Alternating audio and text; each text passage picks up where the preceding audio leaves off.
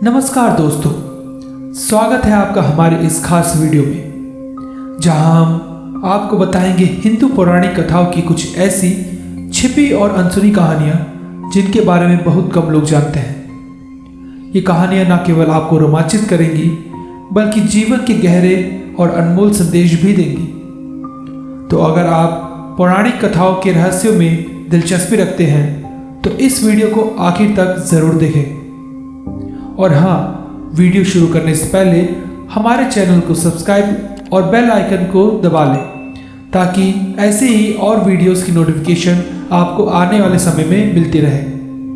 तो चलिए इस रोमांचक सफर की शुरुआत करते हैं।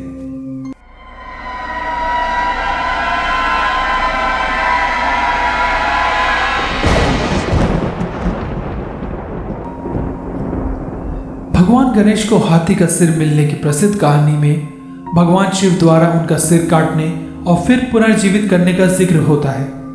हालांकि कम ज्ञात संस्करणों में कहा गया है कि गणेश के शरीर पर पहले हाथी का सिर नहीं लगाया गया था।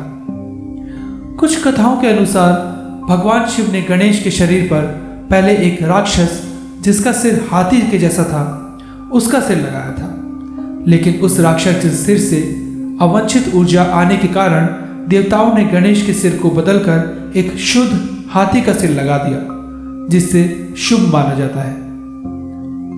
यह छिपी कहानी दिखाती है कि देवताओं को भी परीक्षाओं से गुजरना पड़ता है और दिल की शुद्धता ही किसी दिव्यता को परिभाषित करती है।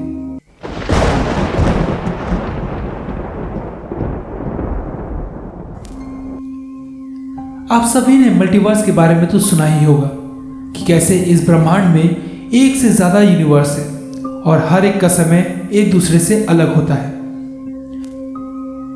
इसी प्रकार समय के चमत्कार को दर्शाते हुए हमारे हिंदू पौराणिक कथाओं में एक ऐसी ही घटना बताई गई है। रेवती राजा कुकुदमी की बेटी थी जो असाधारण रूप से सुंदर थी। उनके पिता उनके लिए एक योग्य वर की खोज में थे।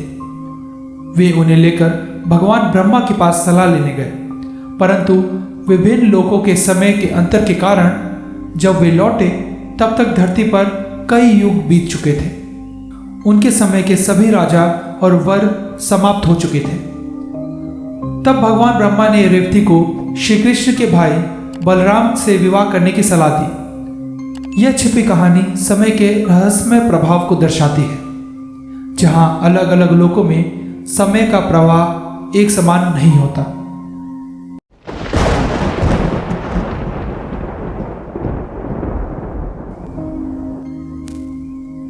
जय और विजय भगवान विष्णु के धाम वैकुंठ के द्वारपाल थे। एक बार 4 कुमार भगवान विष्णु से मिलने आए, लेकिन जय और विजय ने उन्हें प्रवेश देने से मना कर दिया। इससे क्रोधित होकर कुमारों ने द्वारपालों को श्राप दिया कि वे पृथ्वी पर जन्म ले और नश्वर जीवन जी। भगवान विष्णु दुखी होते हुए भी उन्हें 2 विकल्प दिए। वे या तो 7 जन्म विष्णु के भक्त के रूप में लें या 3 जन्म उनके शत्रु के रूप में। जय और विजय ने दूसरा विकल्प चुना और अगले जन्मों में हिरण्यकशिपु, रावण और शिशुपाल जैसे शक्तिशाली दानव बने। ये अवतार भगवान विष्णु के अवतारों के लिए आवश्यक थे ताकि वे उन्हें नष्ट कर सके।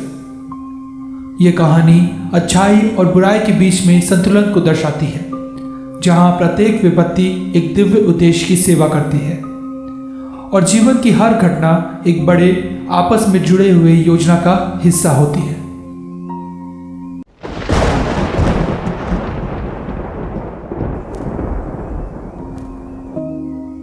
असुरों के राजा बलि, जो अपने दानशीलता और धर्मनिष्ठा के लिए प्रसिद्ध थे, जब भगवान विष्णु वामन अवतार में 3 पग भूमि मांगने आए तो बलि ने तुरंत सहमति दे दी, बिना किसी दैवीय योजना का अंदाजा किए।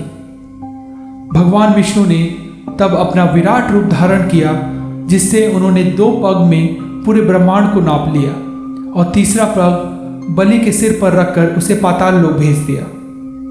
हालांकि इस छुपे हुए पहलू में भगवान विष्णु बलि की भक्ति और त्याग से इतने प्रभावित हुए कि उन्होंने बलि को अगले युग में इंद्र बनने का वरदान दिया। साथ ही विष्णु ने वादा किया कि वे स्वयं पाताल में बलि के राज की रक्षा करेंगे।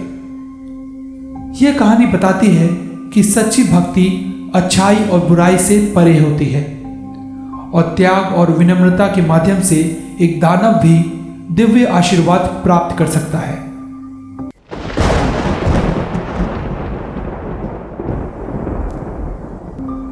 नारद, जो अपने शरारतों और देवताओं के बीच संदेशवाहक के रूप में जाने जाते हैं, एक बार भगवान विष्णु के प्रति अपनी भक्ति को लेकर अहंकारी हो गए थे।